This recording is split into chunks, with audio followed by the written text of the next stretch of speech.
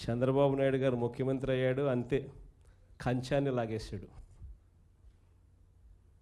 చంద్రబాబు నాయుడు గారు ముఖ్యమంత్రి అయిన తర్వాత మన ప్రభుత్వంలో అమలవుతా ఉన్న అన్ని పథకాలను రద్దు చేసినాడు. రద్దు చేయడం ఒక ఎత్తు, చేసిన తర్వాత ఈయన చేస్తానని చెప్పిన హామీలన్నీ కూడా పూర్తిగా మోసంగా మార్చేసాడు. కానీ ఎన్నికలకు ముందు ఈమె పెద్ద మనిషి ఏమన్నాడు?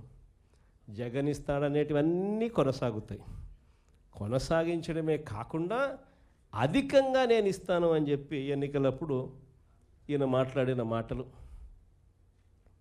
ఇవన్నీ కూడా ప్రజలకు ప్రతి ఇంట్లో కూడా చంద్రబాబు నాయుడు ఇచ్చిన మేనిఫెస్టోని పెట్టుకొని ఉండరు. చంద్రబాబు నాయుడు ఇచ్చిన బాండ్లు కూడా ప్రతి ఇంట్లో కూడా పెట్టుకొని ఉండరు. ఎవడైనా తెలుగుదేశం కార్యకర్త కనిపిస్తే ఇంటికి వచ్చి ఏమైనా అడిగితే అడగాలని అందరూ సిద్ధంగా ఉండరు.